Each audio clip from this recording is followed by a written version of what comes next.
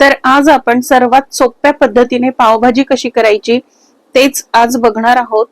Hi hello नमस्कार, मी Madhura Savji kitchen मध्ये तुम्हा सर्वांचं अगदी मनापासून स्वागत। तर पावभाजी करण्याच्या वेगवेगळ्या पद्धती असतात, पण मी आज जी पद्धत तुम्हाला सांगणार आहे ती सर्वात सोपी आहे आणि मी याच पद्धतीने करते आणि मला ही पद्धत सर्वात सोपी वाटते, कारण यासाठी जास्तीचा तामझामही आपल्याला करावा लागत नाही किंवा जास्तीचा पसारा सुद्धा होत नाही। यात मी कुठल्याही प्रकारचे आर्टिफिशियल कलर्स वापरलेले नाही आहेत, तरी सुद्धा पावभाजीला रंग खूप छान आलेला आहे आणि चव सुद्धा खूप अप्रतिम अशी झालेली आहे। आणि एक सिक्रेट इन्ग्रेडियंट मी यात वापरलेला आहे, ज्यामुळे पावभाजीची चव अजूनच वाढणार आहे। तर त्यासाठी व्हिडिओ शेवटपर्यंत बघा। पण अजूनपर्यंत तुम्ही माझ्या चॅनलला सबस्क्राइब केलं नसेल तर पटकन सबस्क्राइब करा, खाली दिलेल्या बेल आयकॉनवरही क्लिक करा। चला तर मग आता वेळ न घालवता पटकन रेसिपीला सुरुवात करूया। इथे मी या भाज्या घेतलेल्या आहेत, त्याच्यामध्ये मी अर्धा कप मटर घेतलेले आहेत, 2 बटाटे सोलून त्याला छोट्या आकारात कट करून घेतलेला आहे, 1 कप मी इथे फुलकोबी घेतलेली आहे, 1 बीटरूट त्याला सोलून घेतलेला आहे। त्यानंतर मी इथे घेतलेले आहे शिमला मिरची, अर्धा कप आहे शिमला मिरची आणि त्याला सुद्धा बारीक आकारात कट केलेले आहे, आणि 2 गाजर सुद्धा मी इथे घेतलेले आहे, त्याला सुद्धा सोलून बारीक आकारात कट करून घेतलेला आहे। तर आता या भाज्या आपल्याला धुवून घ्यायच्या आहेत।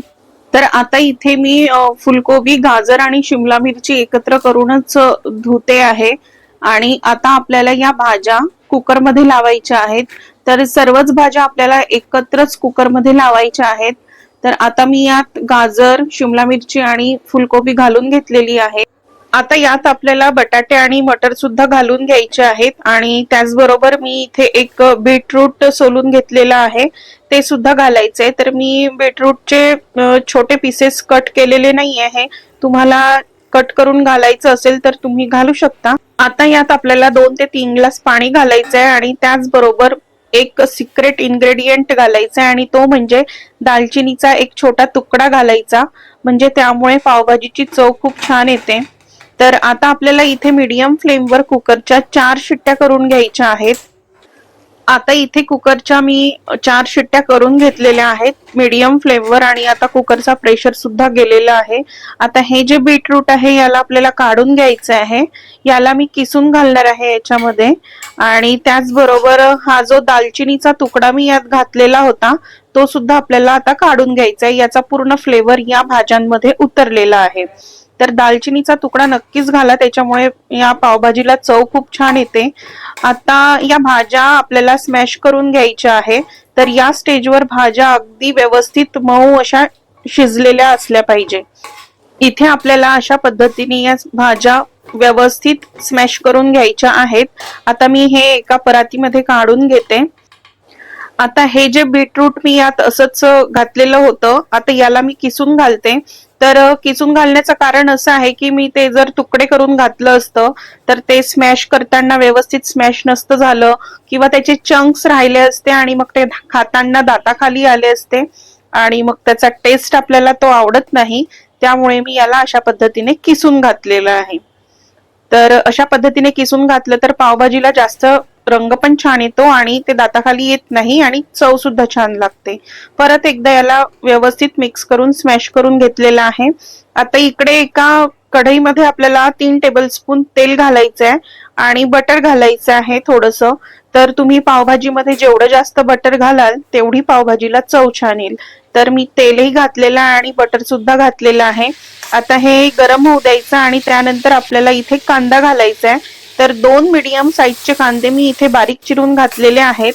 तर कांदा आपल्याला इथे 2-3 मिनिट परतून घ्यायचा आहे, म्हणजे कांदा आपल्याला इथे सॉफ्ट होईपर्यंत परतायचा आहे, याला ब्राऊन वगैरे करायचा नाही आहे। तर इथे कांदा मी 2-3 मिनिट परतून घेतलेला आहे, कांदा छान ट्रान्सपरंट झालेला आहे।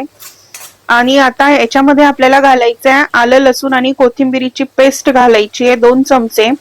आता ही आलं लसूण पेस्ट ही आपल्याला 2 मिनिट तेलामध्ये अगदी व्यवस्थित परतून घ्यायची आहे। आणि त्यानंतर आपल्याला यात घालायचं आहे टोमॅटो प्युरी, म्हणजे मी 3 मीडियम साईजचे टमाटर घेतलेले होते आणि त्याची पेस्ट करून घेतलेली आहे मी मिक्सर मधून, तर ती सुद्धा आपल्याला यात घालायची आहे। तर आता ही सुद्धा आपल्याला व्यवस्थित परतून घ्यायची आहे 3 ते 4 मिनिट. जोपर्यंत याचं तेल सेपरेट होणार नाही तोपर्यंत आपल्याला हे याच्यामध्ये परतून घ्यायचं आहे. तर तुम्ही बघू शकता इथे छान तेल सेपरेट झालेलं आहे. तर आता हे परतून झालेलं आहे. आता याच्यामध्ये आपल्याला घालायचे आहेत सुखे मसाले. तर आता आपल्याला यात घालायचं आहे पाव चमचा हळद, त्यानंतर तिखट घालायचंय चवीनुसार. तर मी 1.5 ते 2 चमचे तिखट घातलेलं आहे. त्यानंतर 2 चमचे धने पावडर घालायचं आहे. मीठ घालायचं आहे चवीनुसार. तर मी यात जवळपास 2 चमचे मीठ घातलेलं आहे. तुम्ही तुमच्या चवीनुसार घाला. आता हे सर्व मसाले यात मिक्स करायचे आहेत आणि 1 मिनिट आपल्याला हे परतून घ्यायचे आहेत, म्हणजे या मसाल्यांचा सुद्धा कच्चेपणा निघून जाईल. आता यात घालायचे आपल्याला पावभाजी मसाला. तर यात मी साधारण 3 चमचे पावभाजी मसाला घातलेला आहे. तर पावभाजी मसाला तुम्ही तुमच्या आवडीचा जोही ब्रँड असेल तो यूज करू शकता किंवा घरी बनवलेलाही घालू शकता.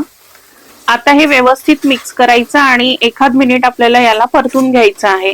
तर आता हे व्यवस्थित मिक्स करून घेतलेलं आहे. आता आपल्याला याच्यामध्ये घालून घ्यायचे आहे मॅश केलेल्या भाज्या. तर या भाज्या आपल्याला याच्यामध्ये आता घालून घ्यायच्या आहेत आणि व्यवस्थित मिक्स करायचं आहे.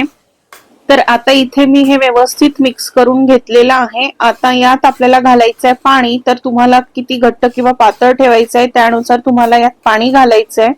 तर आता मी यात पाणी घातलेलं आहे आणि पाणी घातल्यानंतर हे मिक्स करायचं आणि पुन्हा याला आपल्याला 3 ते 4 मिनिट शिजवायचं आहे स्लो फ्लेमवर. तर आता इथे मला पाणी कमी वाटलं म्हणून मी यात पुन्हा थोडंसं पाणी घातलेलं आहे. आता याला पुन्हा मिक्स करून 3 ते 4 मिनिट झाकण घालून आपल्याला याला शिजू द्यायचं आहे स्लो फ्लेमवर. आता इथे मी 3 ते 4 मिनिट शिजवून घेतलेलं आहे आणि मध्ये मध्ये चेकही केलेलं आहे. तर आता तुम्ही इथे याचं टेक्स्चर बघू शकता, एकदम परफेक्ट असं झालेलं आहे. खूप जास्त घट्टही नाही आणि खूप जास्त पातळही नाही आहे, एकदम परफेक्ट असं आहे. तर आता याच्यामध्ये आपल्याला घालून घ्यायची आहे कोथिंबीर आणि कोथिंबीर घालून याला मिक्स करायचं, म्हणजे कोथिंबीरीचा स्वादही याच्यामध्ये उतरतो आणि पावभाजीची टेस्ट अजून छान लागते. तर आता हे मिक्स करायचं आणि गॅस बंद करायचा. आता इकडे आपल्याला पाव शेकून घ्यायचे आहे. तर त्यासाठी थोडंसं बटर आपल्याला तव्यावर घालायचं आहे आणि यावर मी घालणार आहे थोडीशी पावभाजी. तुम्ही इथे पावभाजी मसाला पण घालू शकता किंवा नाही घातलं तरीही चालेल, ऑप्शनल आहे. आता यावर आपल्याला पाव ठेवायचे आहेत आणि दोन्ही साइडनी खरपूस भाजून घ्यायचे आहेत. तर वरून सुद्धा याला बटर लावायचं आणि व्यवस्थित शेकून घ्यायचं याला.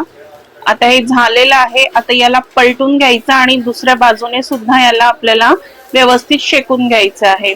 तर इथे आता आपले पावही शेकून झालेले आहे आणि आता पावभाजी सर्व करायची आहे. जेव्हाही तुम्ही पावभाजी कराल तेव्हा बीटरूट नक्कीच घाला आणि बीटरूटमुळेच पावभाजीला रंग खूप छान येतो. तर तुम्ही इथे बघू शकता पावभाजीचं टेक्स्चर, त्याचा रंग एकदम परफेक्ट असा आलेला आहे. आणि प्लेटिंग केल्यानंतरही याच्यावर खूप सारं बटर घालायचं, त्यामुळेच पावभाजीची चव दुपटीने वाढते. बटर शिवाय तर पावभाजी अशक्यच आहे, त्या बटरमुळेच त्या पावभाजीची चव चांगली येते. तर कसा वाटला तुम्हाला आजचा व्हिडिओ कमेंट करून मला नक्की सांगा. व्हिडिओ आवडला असेल तर व्हिडिओला लाईक करा, शेअर करा. फेसबुकवर पाहत असाल तर फेसबुक पेजला फॉलो करत राहा. माझ्या युट्यूब चॅनलला सबस्क्राईब करा. भेटत राहू अशाच नवीन नवीन रेसिपीज सोबत. तोपर्यंत बाय, धन्यवाद.